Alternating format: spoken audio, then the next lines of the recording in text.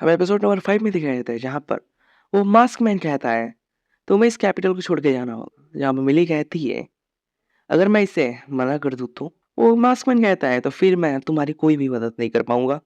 और वो अपनी स्वॉर्ड निकालने लगता है। जहाँ पर मिली कहती है, अब यहाँ पर कुछ धमाकेदार होने वाला है और हमें चिल्लाने की आवाज़ सुनाई देने लगती है। जहाँ पर कुछ देर बाद हमें दिखाया जाता है, जहाँ पर वो दोनों की दोनों नीचे पड़े हुए होते हैं और मिली उनके ऊपर बैठी होती है। वो दोनों ही मिली से उसे छोड़ देने के लिए कह रहे होते हैं और मिली अपने मेट से कहती है, ध्यान रखना इस एरिया में कोई आए नहीं।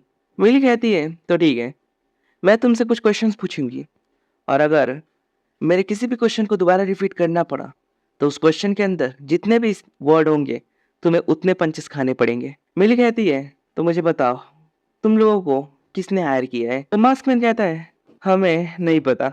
मिली कहती है, इसके अंदर 5 वर्ड्स है, इसका मतलब कि तुम्हें अपने आप को 5 पंचेस मारने हैं। और वो अपने आप को 5 पंचेस मारते हैं और वो कहते हैं कि हमें सचमुच नहीं पता हमें किसने हायर किया है। मिली कहती है, तुमने क्लाइंट से टास्क ले लिया और तुम्हें ये भी नहीं पता कि तुम्हारा क्लाइंट कौन है। वो बंदा कहता है, हाँ, इसके पीछे बस एक ही रीजन है और वो है पैसा। पैसे के लिए हम कुछ भी कर सकते हैं। मिली सोचती है, ये लोग मेरे लोगों से कुछ ज्यादा अलग नहीं है। मिली कहती है, तो बताओ तुम्हें कितना पैसा चाहिए? वो बंदा बोलता है, सॉरी मैम, लेकिन हम इतने गिरे हुए भी नहीं हैं कि हम पैसों के लिए अपने क्लाइंट को धोखा दे दें। मिली कहती है, अच्छा, ऐसी बात है क्या? तभी वो एक डायमंड गिराती है और कहती है, उप्स, ये मेरे हाथ से ये छोटा सा पत्थर गिर गया जो मेरे घर के आसपास बहुत सारे हैं। सॉरी यार। और वो दोनों इस डायमंड को देखकर बहुत ज्यादा हैरान हो गए होते हैं और वो जेंटली आकर कहते हैं, हाँ, माफ कर दीजिएगा जो भी हमने अभी कहा। हम आपकी क्या मदद कर सकते हैं माई लेडी? आप हमारी वीवीआईपी क्लाइंट है। वेली कहती है, अब कुछ बात हुई ना? और वो दोनों कुछ डिस्कस करते हैं और वहां से चले जाते हैं। वेली की वापस सोचने लगती, आखिरकार कौन है जो मुझे एरन से मिलने नहीं देना चाहता है? उसकी मेट कहती है, कहीं वो खुद विस्काउंट एरन तो नहीं है ना? मिली कहती है, क्या बक रही हो, तुम्हें कुछ पता भी है?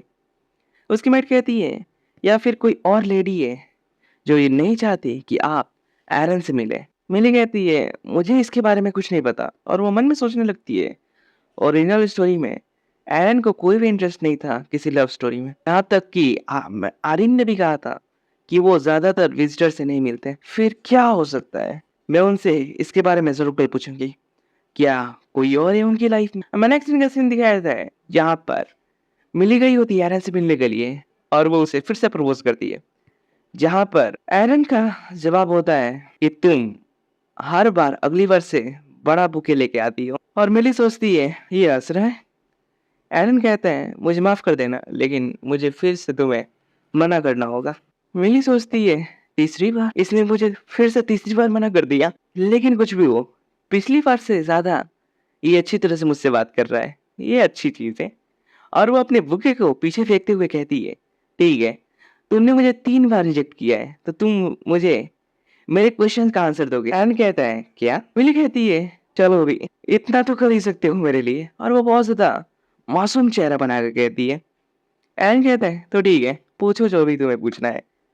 मिली कहती है, बढ़िया, तो मुझे ही बताओ, क्या तुम किसी और से मिल रहे हो? एरन कहते हैं, क्या मतलब है तुम्हारा? मिली कहती है, मेरे कहने का मतलब है, क्या तुम्हें कोई और पसंद है?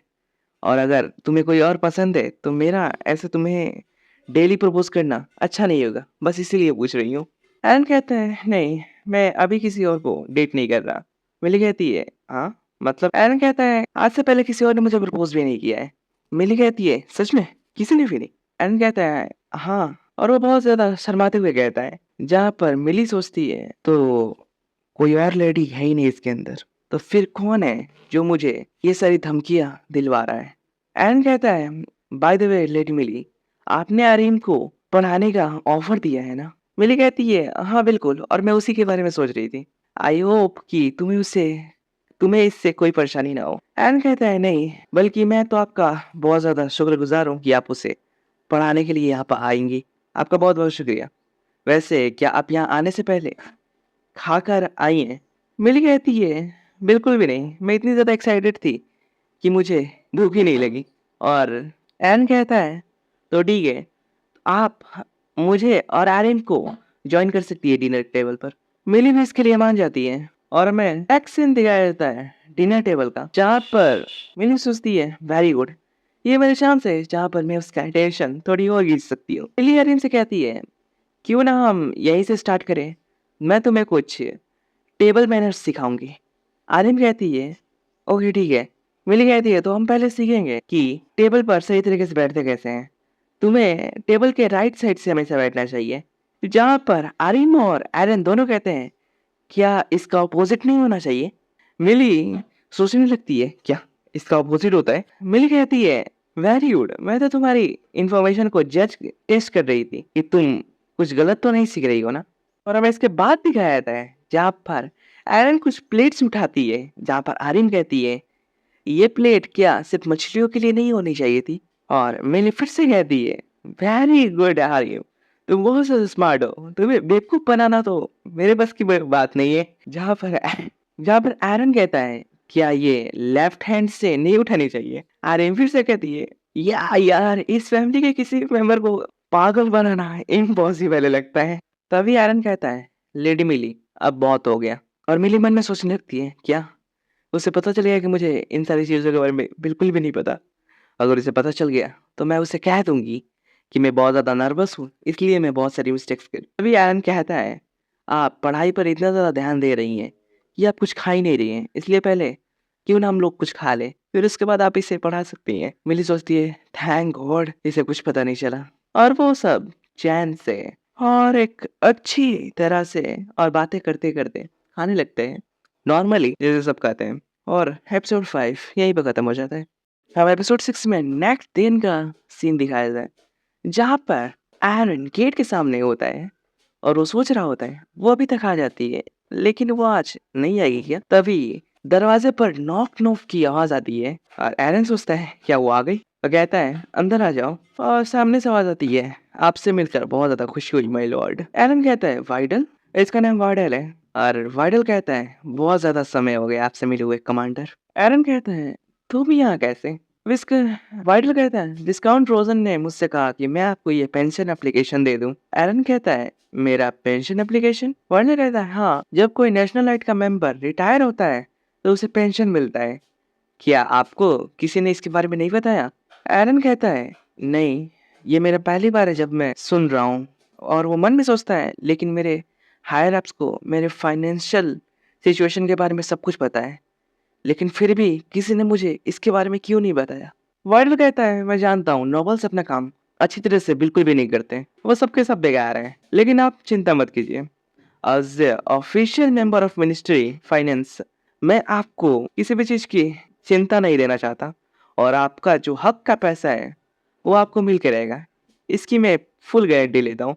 एरन कहता है क्या तुम मिनिस्ट्री ऑफ फाइनेंस के ऑफिशियल मेंबर हो, क्या तुमने ऑफिशियल ऑर्डर को छोड़ दिया। फाइडल कहता है वेल आपके जाने के बाद वर्कलोड बहुत ज्यादा बढ़ गया था, सो इसलिए मैंने उसे क्विट कर दिया। जब भी कोई प्रॉब्लम्स आती थी तब हायर एप्स हमारी टीम को भेज देती थी। ऐसा नहीं है कि एम्पायर के पास और नाइट्स नहीं है, लेकिन बस उन्हें लगता है कि हम सिविलियन ही सिर्फ लड़ने के काबिल हैं, इसलिए मैंने छोड़ दिया और मैंने the ministry of official finance को ज्वाइन कर लिया। एरन कहता है लगता है कि तुमने बहुत ज़्यादा परेशानी हुई है इससे। वाइडल सोचता है मुझे लगता है कि मुझे ही इन सारी बातें को बंद करना पड़ेगा, नहीं तो ये ज़्यादा उदास हो जाएगा। वाइडल कहता है तो ठीक है, मेरे पास तुम्हें बताने के लिए एक गुड न्यूज़ है। मैंने अभी अपने होम टाउन में शादी कर ली है और मेरी वाइफ। तभी एरन कहता है कायरा है ना। जिसे सुनकर वाइडल बहुत ज़्यादा शॉक हो जाता है और वो कहता है लेकिन तुम्हें कैसे पता। एरन कहता है अब इतने भी बोले मत बनो, क्या मैं ये नहीं देखता था कि तुम ज्यादातर किसके साथ टाइम स्पेंड कर रहे हो। अर्जुन कहता है बस भी करो, वो मेरे साथ ज्यादातर मुझे पीटने के लिए ही हमेशा ढूंढती थी। एरन कहता है क्योंकि तुम गैम्बलिंग करते हो और तुम पिटने के लायक हो। वर्डल कहता है अब बस भी करो यार, तुम भी इसके बारे में ऐसा ही सोचते हो। वैसे तुम्हारे पास क्या कोई गुड न्यूज़ है मुझे बताने के लिए। एरन कहता है नहीं। और तभी वो सोचने लगता है मिली के बारे में और वो सोचते सोचते स्माइल करता है और स्माइल करते हुए कहता है नहीं यार मेरे पास कुछ नहीं है बताने के लिए। और वो मन में सोचता है मैं इस वक्त लेडी मिली के बारे में क्यों सोच रहा हूँ। वाइडल इसे नोटिस करता है, कहता है ओह यार चलो भी बता भी दो क्या छुपा रहे हो मुझसे। वैसे भी मैं अभी बिजनेस रिलेटेड बातें करने के लिए यहाँ पे आया हूँ। तो इस टॉपिक को मैं कभी और डिस्कस करूँगा, वो भी डीपली। तो क्या हम अभी पेंशन एप्लीकेशन पर वापस लौट सकते हैं? एरन कहता है, हाँ क्यों नहीं? और मैं नेक्स्ट मीटिंग रहता है जहाँ पर वो कुछ डॉक्यूमेंट्स देख रहे होते हैं और जब पैलेड एरन के हेल्थ सिचुएशन के रिपोर्ट्स देखता है तो उसे देखकर बहुत ज़्यादा शॉक होता है कि वो इतने टफ सिचुएशन में भी जिंदा कैसे हो सकता है। मैं बहुत ज़्यादा शॉक हो गया हूँ क्योंकि उसकी सिचुएशन जैसा मैंने सोचा था उसके बिल्कुल अपोजिट है। वो इतने टफ सिचुएशन में ज़िंदा कैसे है? मुझे लगता है कि वो हर एक पल बहुत ज़्यादा स्ट्रगल कर रहे हैं ज़िंदा रहने के लिए। मुझे अब इसके लिए बहुत ज़्यादा बुरा लग रहा है और मुझे जितनी हो सके उससे ज़्यादा इसकी मदद करनी होगी ताकि ये अपने वापस नॉर्मल लाइफ को अचीव कर पाए। और वाइडल एरन से कहता है, तुम चिंता मत करो, तुम्हारी सिचुएशन फाइनेंशियल सिचुएशन थोड़ी ठीक है जिससे तुम अभी कुछ असिस्टेंस का इस्तेमाल कर सकते हो। लेकिन मैं तुमसे वादा करता हूँ कि मैं तुम्हारी पेंशन जल्द से जल्द स्टार्ट करवा दूँगा, जिससे तुम्हारी लाइफ बिल्कुल नॉर्मल हो जाएगी और तुम्हें इसके लिए मुझ पर भरोसा रखना होगा। एरन कहता है, मुझे तुम पर भरोसा है। मैं कुछ दिन बाद का सीन दिखाया था जहाँ पर वायरल की तरफ से एक लेटर आता है और उस लेटर में लिखा होता है, आई एम सॉरी एरन, मुझे माफ कर दो। मैंने तुम्हारी पेंशन स्टार्ट करने की पूरी कोशिश की, लेकिन इसका कोई फायदा नहीं हुआ। जब मैंने सुपीरियर्स से तुम्हारे बारे में बात की, तब उन्होंने ये कहकर मना कर दिया, वाइस मिनिस्टर इसके लिए कभी भी राजी नहीं होंगे। और ये मेरे सुपीरियर्स के लिए भी समझना इम्पॉसिबल था कि ये हमारी पेंशन स्टार्ट करने का परमिशन क्यों नहीं दे रहे हैं। क्या तुम्हारा वॉइस मिनिस्टर के साथ कोई दुश्मनी है या उनके साथ तुम्हारा रिलेशन कुछ अच्छा नहीं है? एरन मन में सोचता है, मैं वॉइस मिनिस्टर से आज तक कभी मिला भी नहीं हूँ और ना ही किसी उनकी फैमिली से मेरा कोई रिलेशन है, तो फिर ऐसा क्यों है? उस लेटर में लिखा होता है, आई एम रियली सॉरी, मैं तुम्हें ये बैड न्यूज़ नहीं देना चाहता, लेकिन चिंता मत करो, मैं इस टॉपिक के बारे में और ज़्यादा जानने की कोशिश करूंगा और मुझे बहुत ज़्यादा दुख हो रहा है कि मैं तुम्हारी पेंशन स्टार्ट नहीं कर पाया। आयरन सोचता है, वाइडल की इसमें कोई गलती नहीं है, उसे माफ़ी मांगने की कोई ज़रूरत नहीं है, वो तो मैं ही हूँ जिसकी वजह से मेरे आसपास के सभी लोग दुखी ही रहते हैं। पहले मेरा हार्ट कोर ब्रस्ट हो गया और जब मैंने अपनी ट्रीटमेंट के रिसर्च फील्ड में देखा तो मेरी सारी होप खत्म हो गई मेरे ठीक होने की। मैं बहुत ज़्यादा अनलकी हूँ और इससे ज़्यादा कुछ नहीं। वो अपनी स्वॉर्ड के पास जाता है और अपनी स्वॉर्ड को उठाता है और मन में सोचता है, अगर मेरा ऑरा मेरे पास वापस आ जाए तो शायद सब कुछ ठीक हो सकता है। और वो अपनी स्वॉर्ड को बाहर निकाल कर एक स्वाइप देता है और वो मन में सोचता है, क्या मेरा ऑरा कोई मिरेकल ऑरा है जो मैं सोचूंगा और वो वापस आ जाए। और हमें तभी दिखाया जाता है जब कोई उसके रूम के अंदर आ रहा होता है और वो मिली होती है और वो गेट खोलते हुए कहती है, विस्काउंट एरन गुड आफ्टरनून। मैं आ गई और मिली जब एरन को देखती है कि उसके हाथ में स्वॉर्ड है तो वो सोचती है यहाँ पर क्या चल रहा है और ये ऐसे क्यों देख रहा है। और एपिसोड 6 से खत्म हो जाता है। और अगर तुम लोगों को वीडियो पसंद आए तो प्लीज़ एक लाइक देना और चैनल पर अगर नए हो तो सब्सक्राइब कर दो और मिलते हैं नेक्स्ट वीडियो में। तब तक के लिए बाय बाय।